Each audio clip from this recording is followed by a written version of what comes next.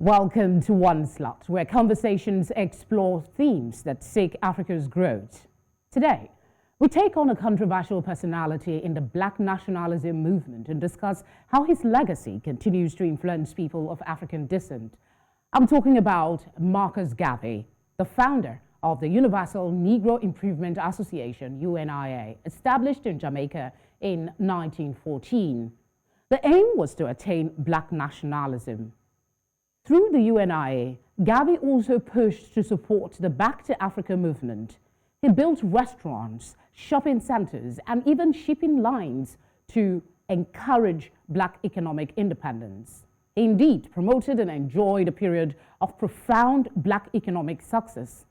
In addition to his support of Pan-Africanism, Garvey believed in racial separatism, a belief that didn't go down quite well, and contributed to his bohemian persona in and out of the Black community. Despite his controversial reputation, Garvey's legacy continues to instill pride and inspiration among many Black people across the globe.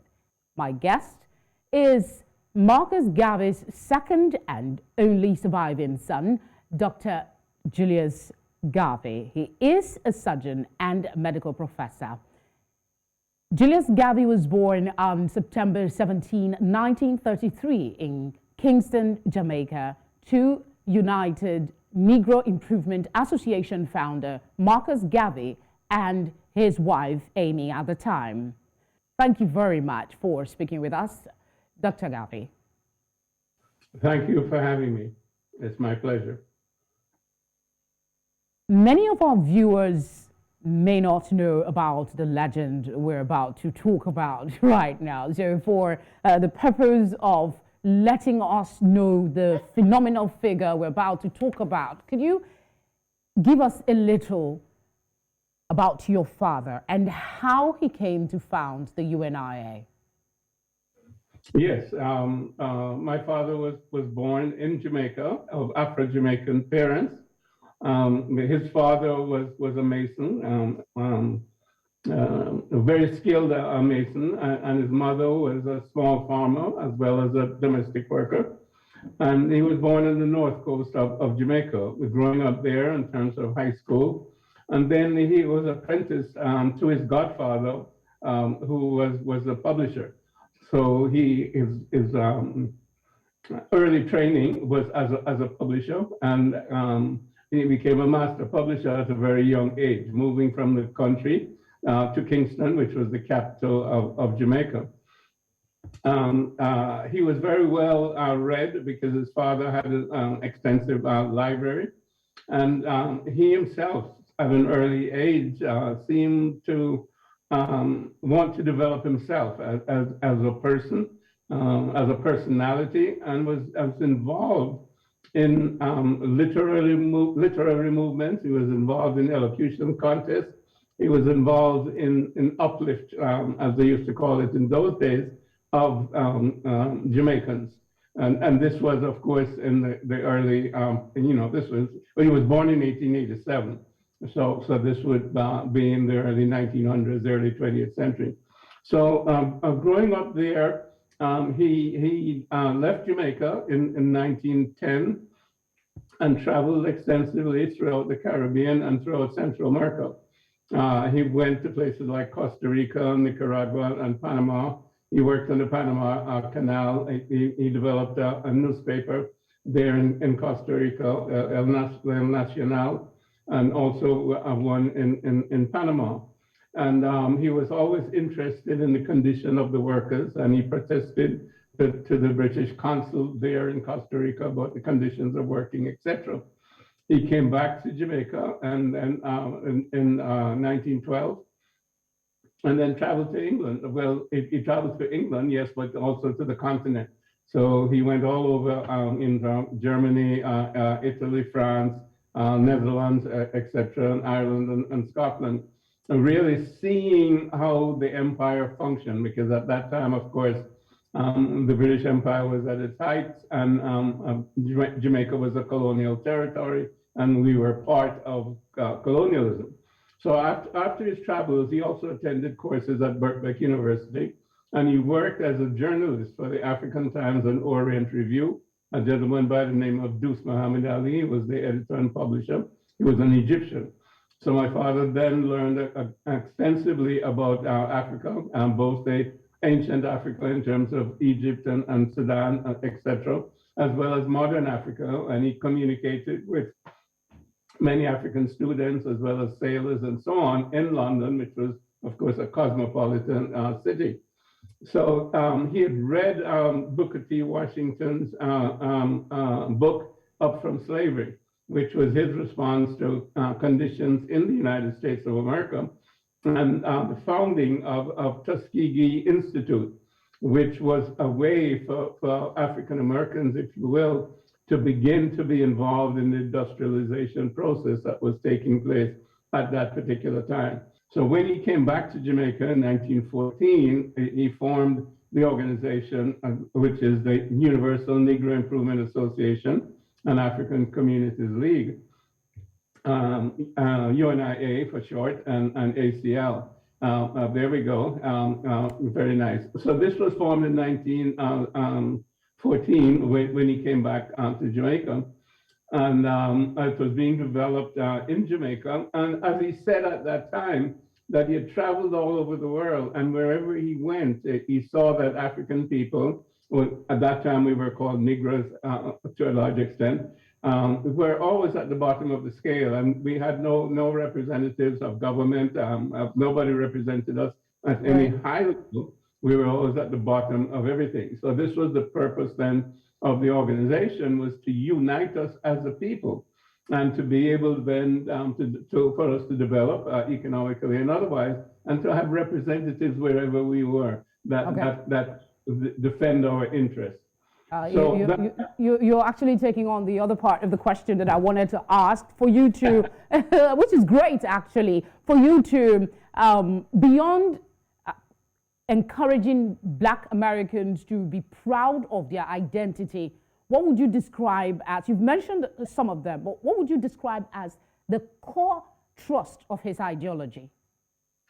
Well, you know, basically the organization that he set up was basically a nation in exile. He was seeing us as an African people as a civilization, because he understood our ancient civilization, going all the way back to Kemet and Kush, etc. He had read about that and he understood it. So this was, he called it the redemption of Africa.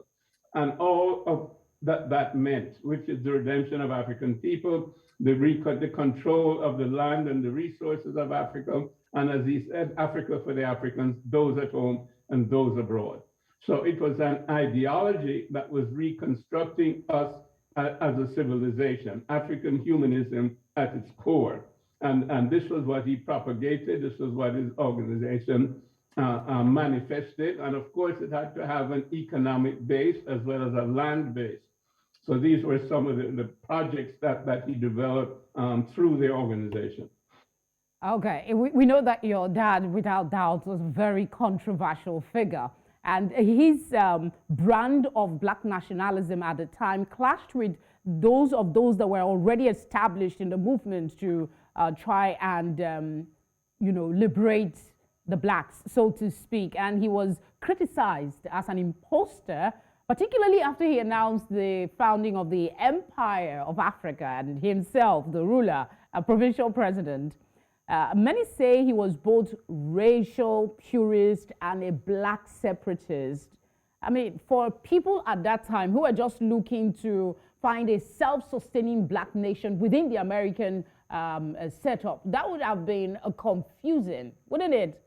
Do you subscribe to the identity that he was very controversial, and his choice of how to go about getting Black nationalism was a lot more confusing for the people at the time? Well, I think one of our problems as a people is that we get our news and our information from the people who are really our enemies, the ones who enslaved us, the ones who colonized us. Very often they write the books, they tell the stories, and they show the movies, and they show it from their perspective. And one of the things that they do is that they demonize our leaders, and of course they dehumanize us as people. Now, but So just to interrupt you there, the part where I got this information from was basically from documentaries from people who are blacks, actually, that were historians, so to speak. So this particular information. There are different stripes of historians, and there are different stripes of black. I don't know if you know Frantz Fanon, and if you know black-skinned white masks, and you know the wretched of the earth. So there are those who have been disconnected from themselves, and the only idea that they have of themselves is the idea that the European has given them. So they parrot the European ideology, the European philosophy, and even the European religion and scriptures, which, you know, quite frankly, they're derivative from us in terms of source. So, you know, I know what you're getting at. You see, the thing is, you say he's controversial, but he's controversial from whose perspective? It depends on your perspective. Now, as far as I'm concerned, some of those other people are controversial because you have to ask, what is their mindset and what are they really parroting? And if you look at many of his critics, what they were talking about is integration from the perspective of assimilation. And they really want to disappear from the face of the earth, you know, largely by sitting at the same table as their previous enslavers and previous colonizers. And if we look even today at the leadership in Africa, you can see that it's a leadership that is simply following after the Eurocentric model of everything. Eurocentric model of education, the Eurocentric economic model, financial model. How does the United Nations work in terms of the Security Council? Where's the African representative when we have almost 2 billion people on planet Earth? The World Bank, the IMF, all of these things are Eurocentric institutions, and they support Eurocentric propaganda that the Eurocentric model is the way everybody else should be. Now, from that perspective, Marcus Garvey can be called controversial because what he put forth was an Afrocentric model, which is the original model of civilization and people on Earth. We're the original people. We're the original civilization. Europe never came into being until thousands of years after we were in existence, had our civilization, and then we attempted to civilize the Greeks. All of them, Pythagoras and Plato and Socrates, etc., they all came to Africa to learn and went back. Well, unfortunately, what they learned didn't really stick. So the European model has gravitated and deviated away from the African model. So if you're Afrocentric, you understand that Marcus Garvey is not controversial. He is African. And his African nationalism and his Pan-Africanism is foundational. And it influenced people such as Kwame Nkrumah, you know, Malcolm X, Jomo Kenyatta, and so many others, Nnamdi Azikiwe in Nigeria, and so on and so forth, Martin Luther King, and we can go on and on. You know, every leader in the Caribbean of that era was influenced by Marcus Garvey, all the way down to Nelson Mandela. I'm sorry, go ahead. I was going to say that is why conversations like this are important. So we put our narrative, the narrative that should be there in the public space. You talked about the influences he has had on notable personalities. I'd like to take you on the one on religion, the Black Power movement and the Rastafari movement. In what ways would you say that your father's ideology influenced these movements? Well, certainly the Black Power movement was a movement that came up in the 60s, and it was definitely, you know, based, shall we say, on an identity of us as African people, shall we say, controlling our destiny, controlling our communities, defending our communities against police brutality, and developing our communities, the businesses in our communities, working together as a people. And of course, linking university. You know, somebody like Kwame Ture, whose picture I think I see up there, he was from Trinidad. He went to Howard University. He was heavily influenced, you know, by Marcus Garvey. So that whole Black Power movement definitely was an outgrowth. As I mentioned, people such as Malcolm X, Martin Luther King, and if you go to the Black Muslims came out of the Garvey movement, because Elijah Muhammad was a member of the Garvey movement at one time. Malcolm X's parents were members of the Garvey movement. And you can go, down the line. The same thing with the people who started the Rastafarian movement. There were members of my father's UNIA in New York as well as in Jamaica, and they developed, in a sense, from that ideology, they added on the divinity, if you will, of Rastafari, the Emperor of Ethiopia, Haile Selassie. As a divinity, but that was their way of identifying with Ethiopia. And of course, that was central, to my father's movement per se, the idea of Ethiopia. Now, of course, Ethiopia in a larger sense meant Africa. And of course, if you know too, the Greeks spoke of Ethiopia meaning the land of black people, or they called it black faces. So in another sense, Ethiopia means all of Africa. But it also means the Ethiopian civilization, which is a derivative of Kush of ancient times. So that ties us to our ancient civilization. And then if you understand us in the diaspora, we were disconnected from our Africanness, because that's exactly what they do in order to make us a slave and to enslave us. They disconnected us from our identity. And of course, many of us were put together from different parts of Africa, et cetera, et cetera. So that over time, what we were yearning for was this identity of our source and our origin. Because as my father said, people without the knowledge of their history, culture, and origin is like a tree without roots. So that was the basis of his ideology, to try to reconnect us to our roots, because our roots are not Europe. And European ideas of civilization are different from our ideas of civilization, because we put humans at the center of our civilization, whereas the Europeans put technology and materialism at the center of their civilization. So very often it's destructive of humans and it's destructive of the environment. So what he was promoting, as I mentioned before, is the redemption of Africa. Africa at the center of our thinking, Africa at the center of our behavior, at the center of our economic system, at the center of our education, at the center of our psychology.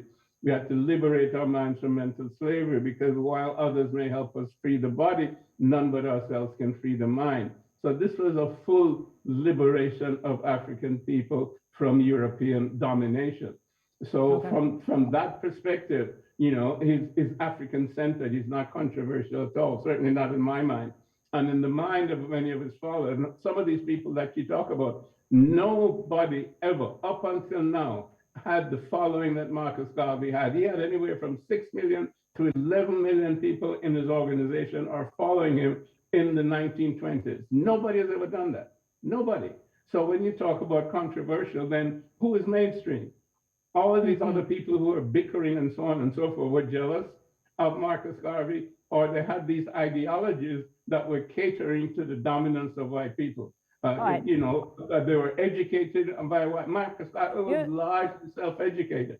You said he had a large following, and in comparison to others who were criticizing. But let's talk about today, his influence and death today. In what ways would you describe the impact he had then and how it is impacting today's generation? Well, as I just mentioned, let me just quote down Malcolm X for a minute. Every time you see another nation on the African continent become independent, you know that Marcus Garvey is alive. It was Marcus Garvey's philosophy of Pan-Africanism that initiated the entire freedom movement, which brought about the independence of African nations. And had it not been for Marcus Garvey and the foundations laid by him, you would find no independent nations in the Caribbean today. All of the freedom movement that is taking place right here in America today was initiated by the work and teachings of Marcus Garvey. Let me read Kwame Nkrumah. I think that of all the literature I studied, the book that did more than any other to fire my enthusiasm was The Philosophy and Opinions of Marcus Garvey, published by his wife. Interesting. Let me also read Martin Luther King. Marcus Garvey was the first man of color in the history of the United States to lead and develop a mass movement. He was the first man on a mass scale and level to give millions of Negroes a sense of dignity and destiny and make the Negro feel that he was somebody. All right, let's Now, you know, do I need to say more in terms no, of... you actually have given us some things to think about. But let's go on a short break. And when we come back, we will continue the conversation. We will talk about how Garvey at the time was considered a national security threat and how he overcame some of these things. Stay with us.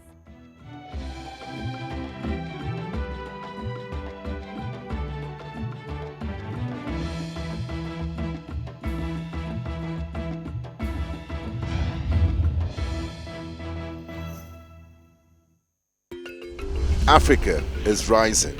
Again, we hear our sounds echo on the other side.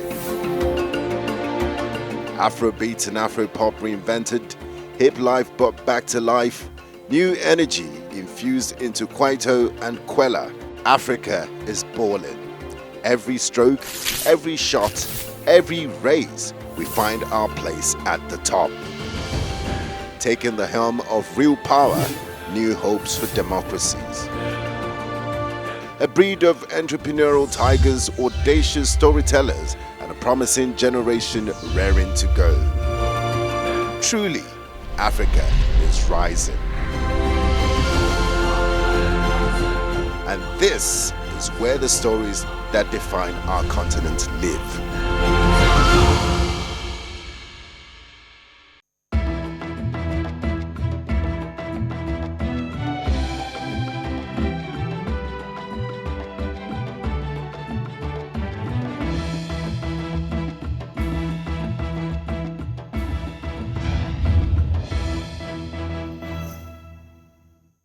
Thank you for staying with us. We're still discussing Marcus Garvey and his legacy of Black nationalism. We're talking with his son, his only surviving son, Dr. Julius Garvey.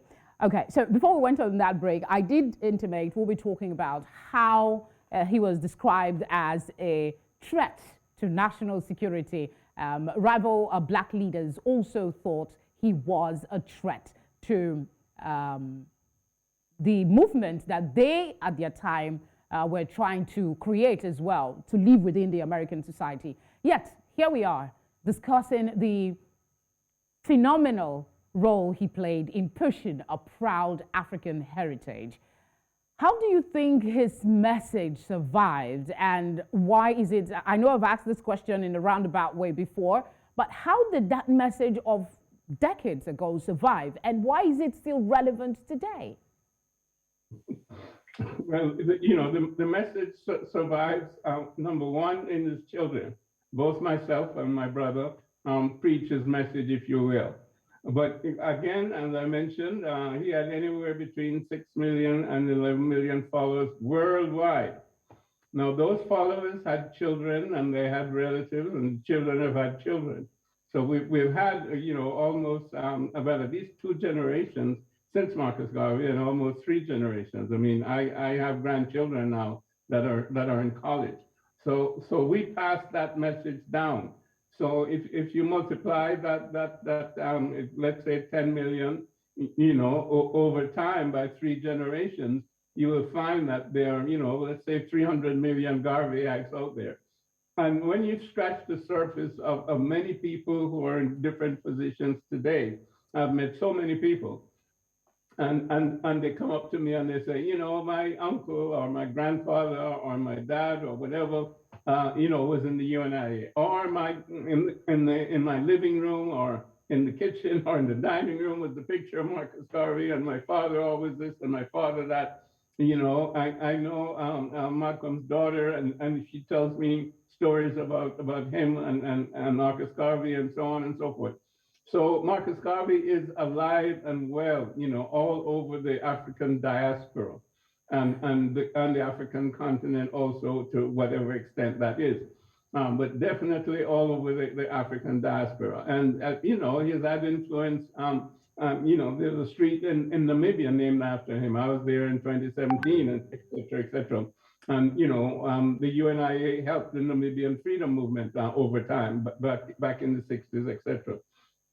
So there are all of these things that are the basis. And as I mentioned, Nelson Mandela, his grandson told me what Nelson Mandela used to tell him about Marcus Garvey. The ANC in its formation, that the Garvey movement helped to form the ANC in South Africa. It came out, and not just the UNIA, but that was one of the organizations that helped to found the ANC. And we've talked about Kenyatta, and also we've talked about Nkrumah, we've talked about Ezewuike. Would it be fair then to say that? Would it be fair then to say that he, more than any other figure in the 20th century, symbolizes the returning of the perception of Black people into something positive? If that is a fair assertion, would you give us like a scenario to illustrate this? Yes, the whole idea. Well, if you look at what's called the Harlem Renaissance, that came out of the Garvey movement. He was the only one that was talking about Black consciousness at that time. And that was a flowering of Black creativity. And as he said, the Black skin is nothing to be ashamed of. It's a badge of honor.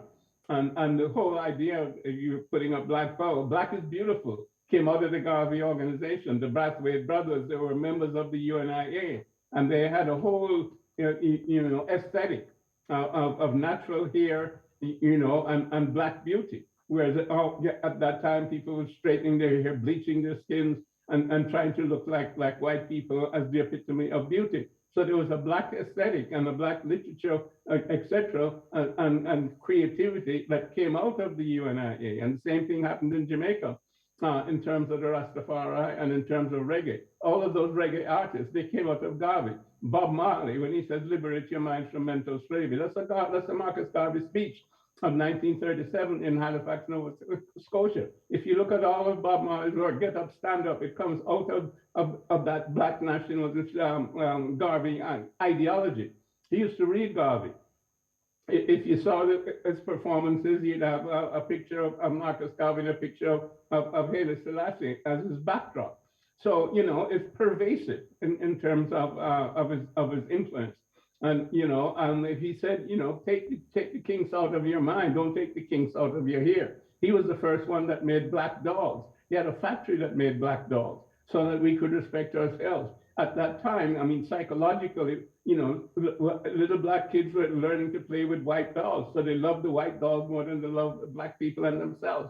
So he reversed all of that. He was a master psychologist. Talking about some of the things he did, let's talk about the Back to Africa effort. And one of the things he did at that time was the shipping line. And there are arguments being put forward that the failure of that line symbolizes the failure of his Back to Africa efforts. And they argue, others rather argue that he failed not because of the one preaching to Africans, but because he also had never set foot in Africa. So that sort of derailed the message for them. What's your thinking on why the Back to Africa movement failed? Well, first of all, the UNIA and Garvey's movement was a worldwide movement. It was not a Back to Africa movement. And again, you see, this is one of the things when you let other people interfere with your dialogue among yourselves.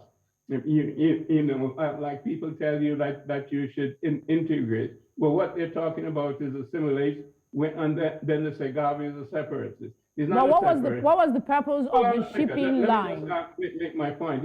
He's not a separate. He's an independent person. He wants Black people to be independent. So when you integrate and you have nothing to integrate with, then you assimilate. But if you're independent, then you can integrate. So he was for Black people's independence. In terms of Back to Africa, he was not saying that all Black people should go back to Africa. Again, that's a canard that was put on him again to demonize him. and it was put there by white people, and black idiots took it up also. If you look at the Black Star Line, and if you look at everything that was said about it in terms of the UNIA, it was to involve trade between Africa, between the Caribbean and the United States of America, with goods and services, as well as taking people back and forth. It was not a back to Africa movement to take all black people back to Africa. That's a lie, to make Marcus Garvey look like he's a stupid person who simply wants to take all black people back to Africa. That's never been the case. And you read anything about Marcus Garvey, and it's all there in black and white in terms of the Negro World newspapers, in terms of everything that the Black Star Line stood for. And if you look at all the voyages that took place with 4 ships, they went up and down to Cuba, to Panama, to Costa Rica, to Jamaica, back to the United States. That's where they traversed. They did not take one person at that time back to Africa. Okay, so it was an idea to link people by commerce. That was the way international commerce was taking place at that time, through ships. It was not through airplanes, it was through ships. And that was how cargo went. And there was the White Star Line, this was the Black Star Line. I get from you a sense that his not having been to Africa is of no significance to the message that he was trying to preach. Fair enough. Let's talk about the lessons we can learn. Your father, no doubt. Here we go. Lessons learned. Yes, was no doubt a very strong-willed man, a force of nature, and contributed, undoubtedly, to black freedom.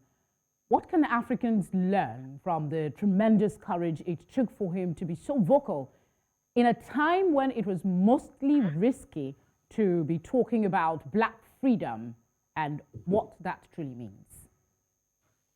Well, lessons learned, we should learn these lessons because we have been under attack for 500 years by Europeans, by and large, and in terms of the rape of our resources, both physical, meaning both human as well as physical.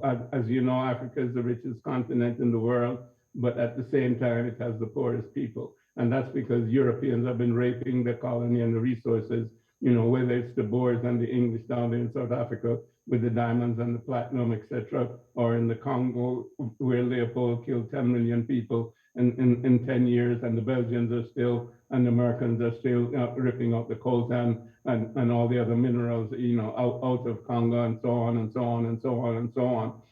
We have to learn that we have to come together as a people. And that was the first thing that Marcus Garvey preached, that we should unite. So, and we have to come together around an African ideology, because again, we were the first people. We were the first ones with an ideology. We're the first one with a civilization. We're the first one with a spirituality, which some people now call religion, and they have all of these different religions. Every one of those religions are shall we say, a modification of the original spirituality of African people. So we don't need to go anywhere for an ideology. We have our traditions that have been time tested over years and years and years and years. I mean, look at the reconciliation process. What is the African approach to this? First of all, if somebody has committed a crime and they're caught, they have to admit the crime. Then the damage has to be assessed, and they have to pay for the damages. And only then can you have reconciliation. You can't just put somebody in jail or something like that, and then the victim is still there. And we have that in terms of reclaiming the damages that have been done to us over those 500 years, of free labor, et cetera, et cetera. We have to understand that, and we have to stand together and say that Europe has raped us for all of this period of time. And they still continue to do so under the guise of many of these organizations, the IMF, the World Bank, the United Nations, etc., the World Trade Organization. They're set up for the hegemony of Europe at the expense of everybody else. That has to stop. It has to be no more.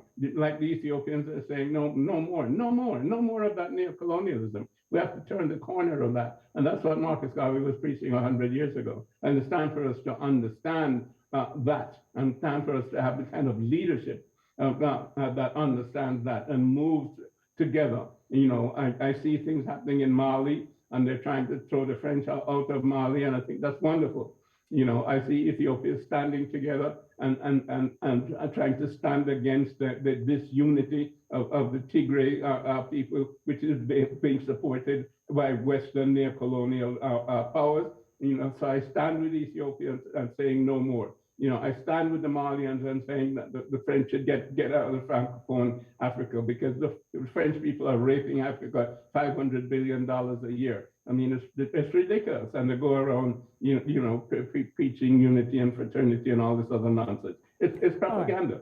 All right. And they're dripping with evil. And we have to turn that around, because we cannot pass it on to another generation. All right, let's look at another aspect of his teaching. He had this doctrine of collective self-help and racial independence. You've actually harped on it quite a bit through this conversation. And he didn't just talk about it, he talked about it in the terms of competitive economic development in a way that everybody can, play a part.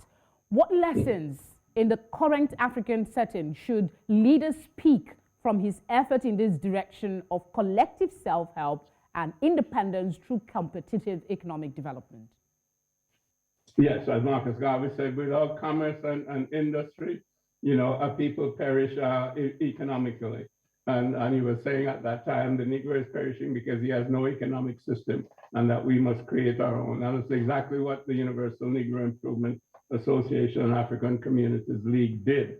And in terms of the Black Star Line Shipping Company, in terms of the Negro Factories Corporation, they put together, they had grocery stores, restaurants, laundry, millinery stores, tailoring and dressmaking enterprises, a factory that produced the black jowls, as I mentioned, public house, the publishing house, printing press, and on and on. He employed more than 1,000 people in Harlem itself, in New York. And this was duplicated in many other cities and across the world. So it's an economic system that ties us together. And it's a capitalist system, but it is not the sort of extractive capitalist system. It's a capitalist system in that we use capital. But the capital is used for the benefit of everybody. You can call it social entrepreneurship. And this is what, Garvey did way back then. Create profit-making enterprises out of our own resources and skills, and to engage in commerce and trade, and the profits would go back into the businesses and support the development objectives and programs. And this is what is needed in terms of government.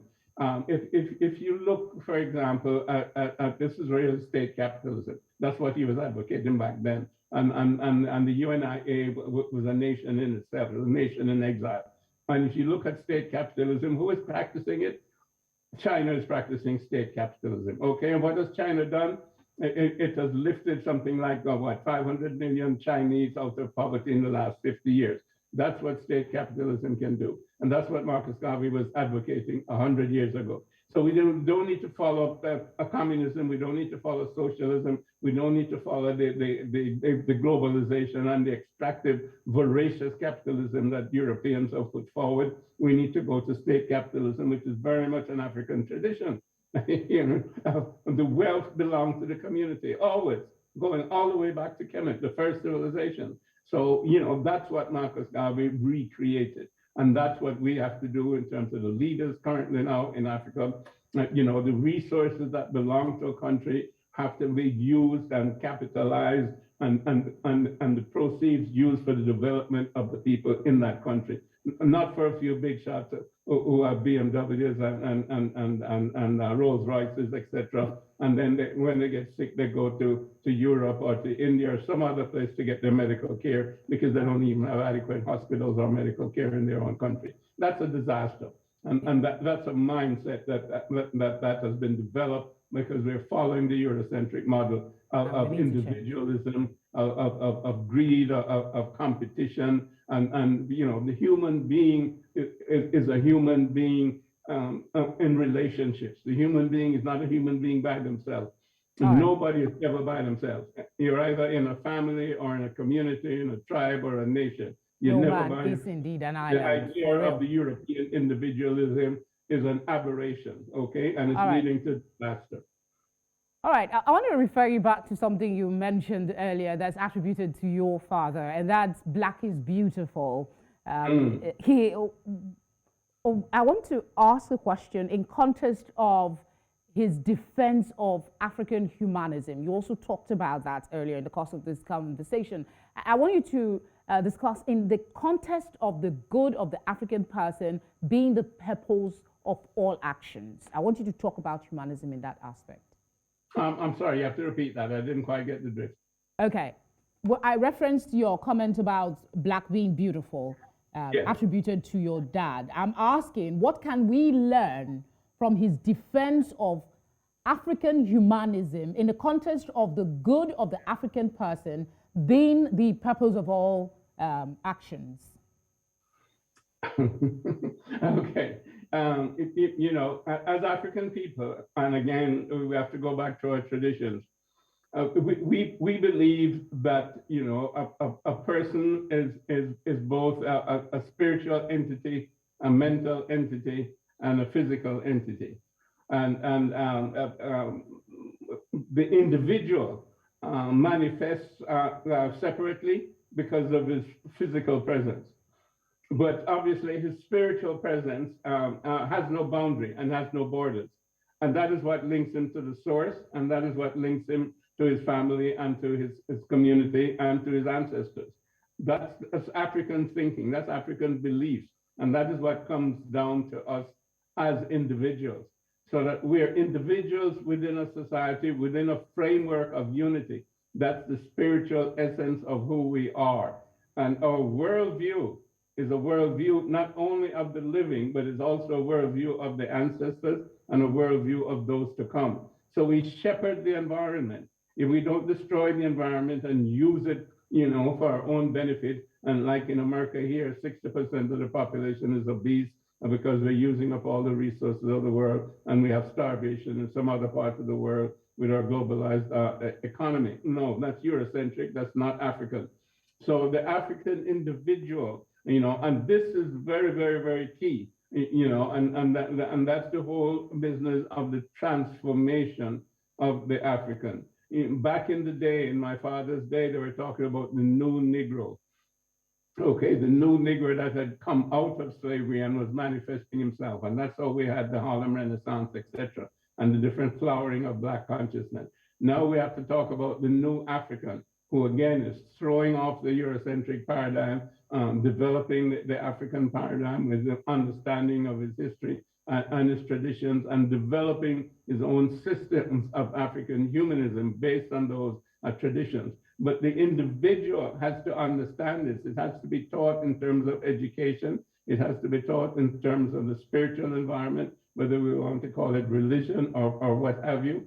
You know, but there are many different you know, cultural manifestations, whether it's, let's say, the Yoruba and the Ile Ife, or it's the Ashanti in Ghana and so on and so forth, the Ubuntu in terms of the Bantu population. You know, those they all espouse the same thing in terms of a spiritual source, and that's how it manifests culturally.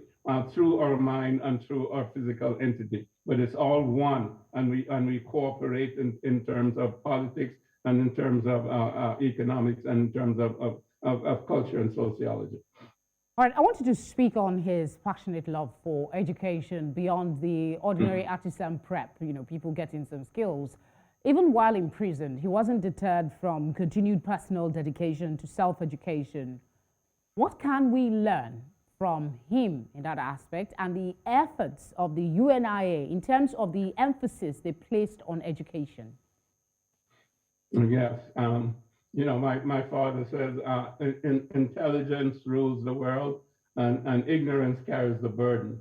And if you read a lot of the things that he said about education, he applied it to himself. He said, you know, all the information that you need is out there in the world, in libraries or whatever. Now we would say we can find it on the internet. So all you have to do is apply yourself to that. and he gives illustrations, of in his early days, he would carry a dictionary in his pocket, and he would try to learn, 5 words a day, and make sentences out of those words. So, at the end of the year, he would have an enormous vocabulary. He'd also try to read, 1 book a day or 1 book every 2 days, and read, different material, whether it was poetry or biography or autobiography or whatever, and, different things, the Bible and so on. So that at the end of the year, you'll have read 50 books. You see, in over 5 years, I mean, you have an extensive knowledge as well as a library and so on and so forth. And again, as he said, intelligence rules the world and ignorance carries the burden. And within the organization itself, they had a university, they had a civil service, they had all of these things taking place on the weekend for the youth and for women and so on. So education was definitely primary in terms of the UNIA, because he realized that we had been disconnected again, from our history. Our history had been transformed, shall we say, and given to us in a distorted manner, as if to say the Europeans were the first in everything, and they were giving us civilization, when it's the other way around. We gave them civilization, and so far they've mucked it up. And so education was very, very key to the UNIA and to Marcus Garvey. And I would say that I learned that also from my mother, who emphasized education for myself and my brother. My brother had umpteen degrees. I didn't do too bad myself. All right, we can conclude this conversation without me asking you about the efforts to get a presidential pardon for your dad's conviction and sentence many years ago. There was a push in 2016 during the first Black president's reign in America, Barack Obama. What has happened since then? If you can tell us that in about 30 seconds. Yes, we have continued the push, and of course we now have a new president and a vice president. The vice president, her background really is from India as well as from Jamaica, and we're working on 2 fronts. There's a House resolution put forward by Representative Yvette Clarke from New York, the New York representative in the House in Washington, the Congress, and to exonerate Marcus Garvey. And this is something that has gone on since 1987, the centenary. We went to Congress, the House Judiciary Committee, myself, my brother, and a number of other people, the ambassador from Jamaica and so on, and his different historians, and we made a presentation to the Congress, the House Judiciary Committee. And then, year after year, there have been House resolutions to exonerate Marcus Garvey. We took it to President Obama in 2016 to use what the president can do by the stroke of a pen, which is a posthumous pardon. But of course, the posthumous pardon has to say that he was not guilty of any crime. And, but that's one way that the president can do it. So we're back again now in 2022. We have been mobilizing, and we are going to be getting signatures to a petition to President Biden. We're looking for 100,000 signatures in the month of February. And anybody who is interested can go to the website, justiceforgarvey.org, and it's justice4garvey.org. And I want to say a few things about that, because everybody says, well, why do you want to exonerate him? Well, we want to exonerate him because he was indicted and convicted for bogus reasons. It was a political frame-up. And he was said to have been indicted and convicted for conspiracy to use the mails to defraud. Now, no conspiracy was proven. That there were 5 people who were brought up on the charge, 4 were released. So the innocence of one proves the innocence of all, and vice versa. Number 2, there was no fraud proven, as there was no way for Marcus Garvey to profit different from any other investor. So how could you have a fraudulent scheme when you can't profit from it?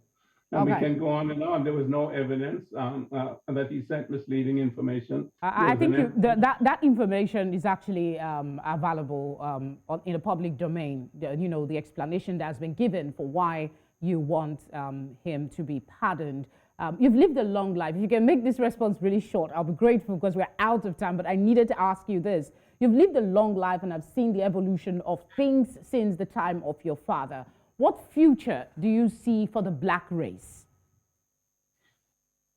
Well, you know, I think that right now there is a pandemic that has been visited on us all. And I think it's an indication that the systems that have been dominant over the last 400, 500 years, if you will, have failed us. And therefore we have this worldwide pandemic that allows us to look at ourselves and see where we are, and then also decide where we want to be. So it's a time of reset. But of course, we're not going to reset in the same old mold that we've had. Otherwise, we're going to have another pandemic and another pandemic and another pandemic till we are destroyed and maybe the cockroaches and the spiders and the viruses take over. So it's a time for us to develop our own systems, or time for us to unify. I think we see more of that happening. I mentioned Ethiopia, I mentioned Mali. I think this is going to spread, you know, across Africa. It's happening in the Caribbean. It's time for reset, basically. I'm sorry? No, you're saying a time for reset. We need to begin to rethink a lot of things. I want to say thank you very much, Dr. Julius Garvey, for speaking with us today so extensively. Thank you. You're welcome. All right. I enjoyed every moment of this conversation. I hope you did too. I'll leave you with two quotes from the man some called Black Moses. The first is, we must canonize our own saints, create our own martyrs, and elevate to positions of fame and honor Black men and women who have made their distinct contributions to our racial history. And the second is, you at this time can only be destroyed by yourselves from within and not from without. You have reached the point where the victory is to be won from within and can only be lost from within. Let us embrace Garvey's idea of racial self-confidence, self-development, and success, of international Black allegiance and solidarity, and the importance of acquiring and fostering knowledge of Black history. Thank you very much for watching. I'll see you next time.